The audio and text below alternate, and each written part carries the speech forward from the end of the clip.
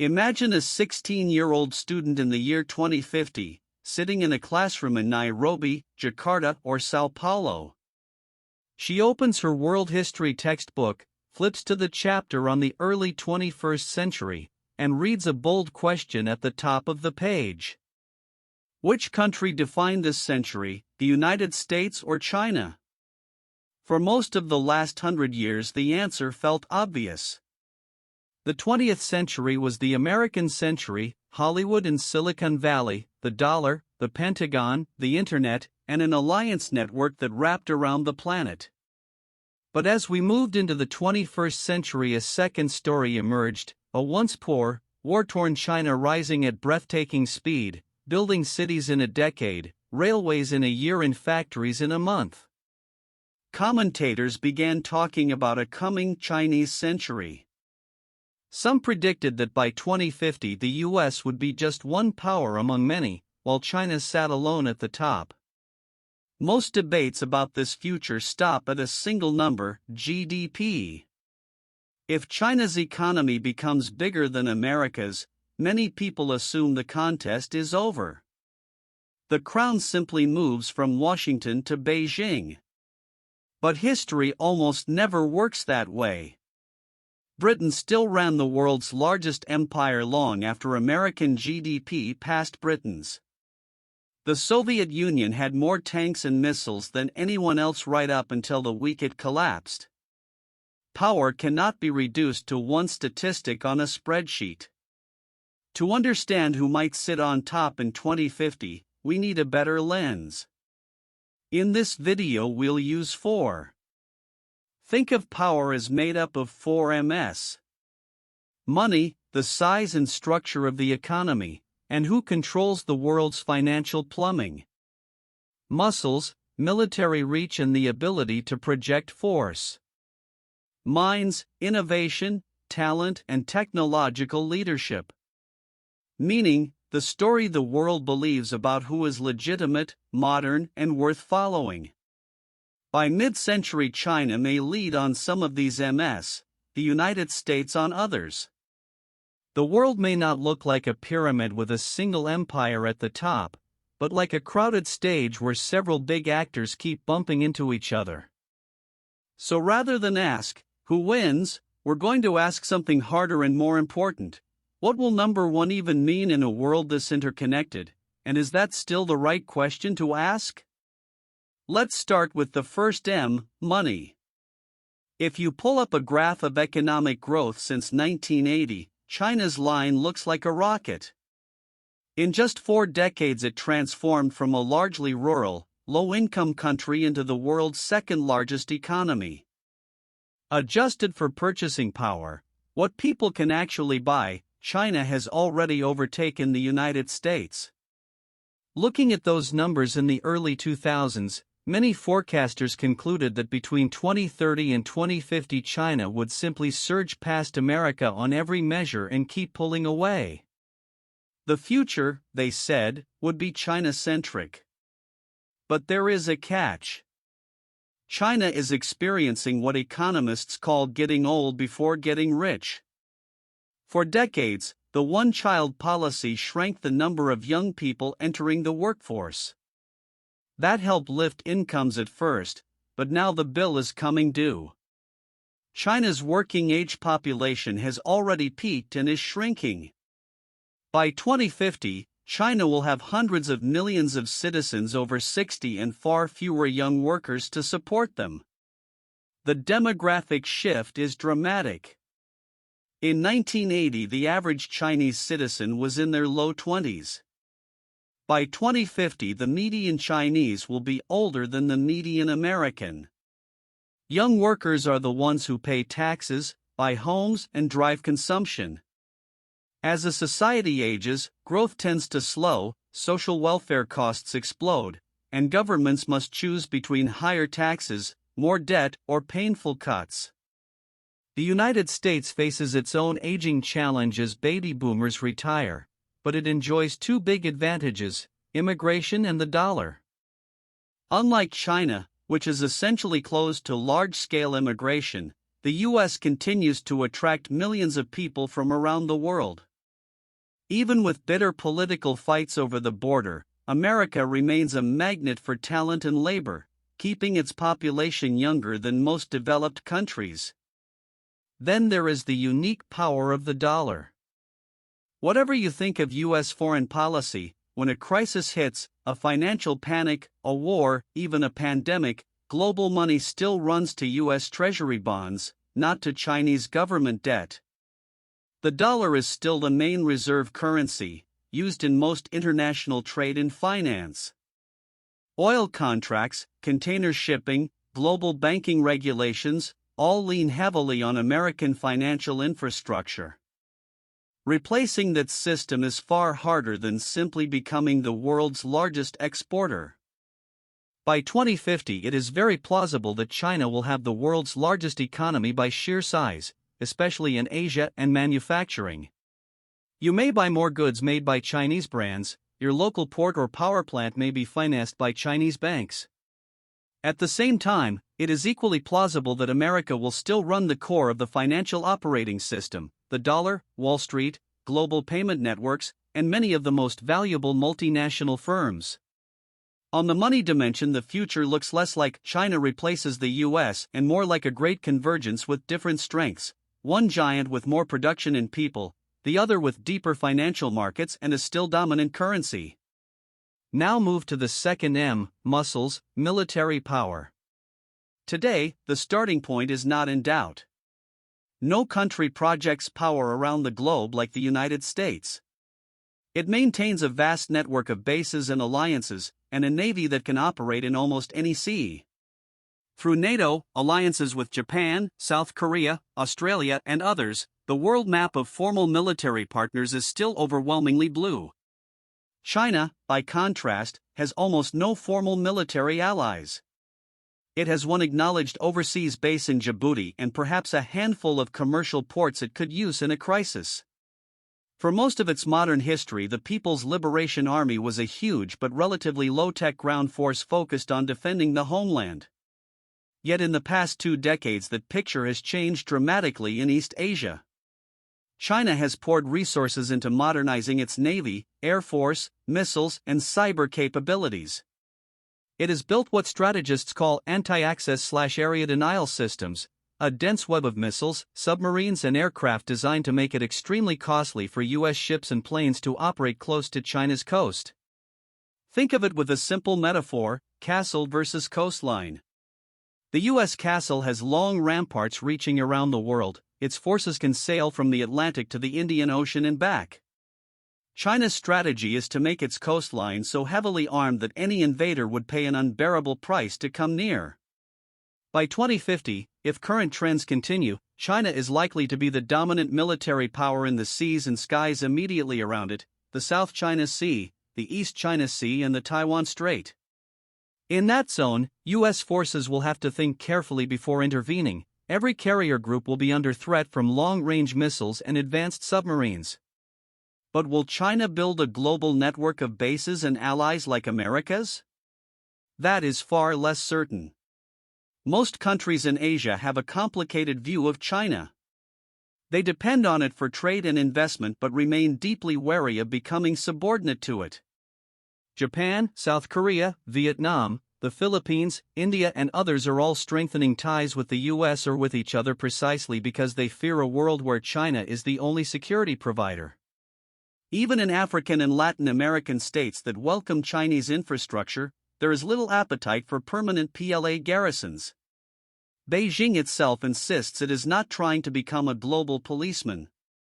So by 2050 we may see a split map, a red zone of overwhelming Chinese power in its near seas, and a blue network of U.S. and allied presence across much of the rest of the world.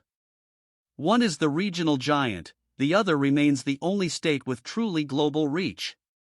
That is not a clean handover from one superpower to another. It is a more unstable arrangement, 2 militaries, each supreme in different arenas, operating with growing suspicion and less room for error. The third M is minds, innovation, talent, and technology. In the 20th century, the United States became the world's great talent magnet. Its universities dominated global rankings. Its labs and companies drew in brilliant people from India, China, Europe, and everywhere else. Immigrants or their children founded or led many of America's most valuable technology firms. That magnetism was not just about high salaries, it was about an environment where, at least historically, ideas could flow freely, authority could be questioned, and failure was not a life sentence. China, for much of that period, was still catching up, relying on imported technology and low-cost labor. But from the 2000s onward it began building its own model, the talent factory. Chinese universities now graduate millions of engineers and scientists every year. Places like Shenzhen, once fishing villages, turned into sprawling innovation hubs. Companies such as Huawei, BYD, Alibaba, Tencent, and DJI became world-class players in telecoms, electric vehicles, e-commerce, and drones. The state poured money into what it saw as strategic sectors: 5G, quantum computing, artificial intelligence, green energy. Who leads this mind's race by 2050 depends on which internal forces win in each country. In the United States, the risk is that it forgets what made it a magnet. If political polarization hardens into hostility to immigrants, if foreign students are treated with suspicion, if funding for basic research dries up, then slowly but surely America's edge dulls. Brilliant students will still want to go somewhere, but that somewhere may be Canada, Europe, or back home in Asia. In China, the danger is the opposite, that the system over-controls what it has created. Innovation loves open information, unpredictable collisions of ideas, and space to challenge orthodoxy. Crackdowns on tech entrepreneurs, heavy censorship, and ideological campaigns can create a chilling effect, where the smartest people either self-censor or quietly leave. A Chinese AI researcher today might face a real dilemma: stay in Silicon Valley with more freedom but uncertain visas and rising US-China tensions, or return to Shenzhen with more funding and data but tighter political limits. By 2050 we are likely to see a divided landscape of innovation. America's open research ecosystem and its continuing ability to attract global brainpower could keep it at the frontier of many foundational technologies: advanced chips, software, biotech. China's sheer scale and state direction may make it the world's fastest deployer of new infrastructure and industrial technologies: high-speed rail, EVs, solar power, large-scale AI in factories and cities. The mind's race, in other words, is less about one side having all the brains and more about which ecosystem better balances freedom, stability, and opportunity. The fourth and most underestimated M is meaning, narrative power. Meaning is about whose story the world believes. For most of the post-1945 era, the West told a simple, compelling story: liberal democracy, individual rights, open markets, and the rule of law are not just Western preferences, they are the universal path to modernity. This story was backed by enormous soft power: Hollywood movies, American music, blue jeans, the English language, Ivy League universities, the dream of making it in New York or California. Even people furious at U.S. foreign policy often admired American culture and innovation. But this narrative has taken serious blows. The invasion of Iraq, the endless war in Afghanistan, the global financial crisis, revelations about mass surveillance and domestic polarization have all made many outside the West question the assumption of virtue, the belief that the U.S. is inherently the good guy. When Western leaders lecture others about human rights and the rules-based order, audiences in parts of Asia, Africa, and Latin America quietly recall colonial wars, coups, and double standards. China offers a different story. It does not claim that its model is universal. Instead, its pitch, especially to the global south, is, "We were once poor and humiliated like you. We developed without copying Western-style democracy. We will help you build roads, ports, and power plants without attaching lectures about your internal politics." It is the narrative of development without interference, and in countries that still remember Western rule, that can be attractive. Yet China's story also has hard limits. Its political system is far more closed, its treatment of minorities and dissidents harsh, its media and internet tightly controlled. While many governments appreciate Chinese infrastructure, far fewer young people dream of moving to China for freedom of expression or lifestyle. China has influence, but it does not yet have a global cultural magnet comparable to Hollywood or the English-speaking internet. By 2050, we are unlikely to live under a single hegemonic narrative. Instead, we are heading toward a multi-narrative world. Some societies will still look to the US and Europe for cultural cues, legal norms, and higher education. Others will take Chinese financing and technology while keeping their own political systems. Rising powers like India, Indonesia, Brazil, and Nigeria will craft their own stories and refuse to be extras in an American or Chinese drama. Meaning, who defines progress, justice, and modernity will be contested and negotiated, not dictated from a single capital. So far, we've looked at the US and China as giant chess pieces moving across the board. But there is one more crucial element: the state of their own societies. Great powers rarely fall only because of an external rival, they usually crack from within. The British Empire faded as the costs and contradictions of colonial rule became unbearable. The Soviet Union imploded because its own system could no longer deliver. In the United States, the domestic dangers are increasingly visible. Inequality between booming coastal cities and struggling interior regions has reached levels not seen in a century. Many communities feel abandoned by globalization and automation.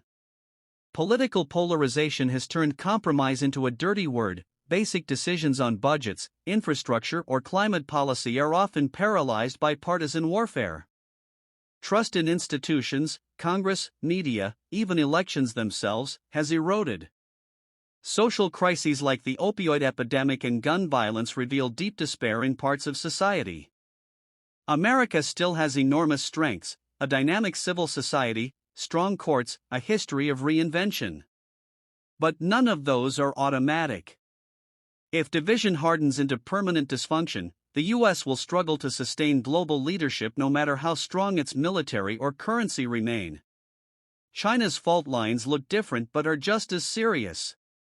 The demographic crunch will strain pensions, healthcare, and local finances. The long property boom has left many families with most of their savings tied up in apartments whose values may slide for years. Local governments carry heavy debts after decades of infrastructure spending. Environmental stress, water shortages, pollution, climate-related disasters will test the state's capacity. And a highly centralized political system, while decisive, can make big mistakes without easy ways to correct them. When information is filtered to please leaders, blind spots grow. An economic or political shock handled badly could trigger instability that no amount of censorship can fully contain. Which system is better is the wrong question. The right question is, which one can adapt? Democracies can drift into paralysis, authoritarian systems can drift into rigidity. Both can fail their people in different ways. Whichever country does a better job of managing its internal contradictions, reforming its economy, renewing its social contract, rebuilding trust, will be in a stronger position by 2050, regardless of simple rankings on any power index. And that brings us back to our student in 2050, staring at the question in her textbook: who defined the 21st century, China or America? If we've learned anything from the 4Ms, it's that no single country is likely to dominate them all.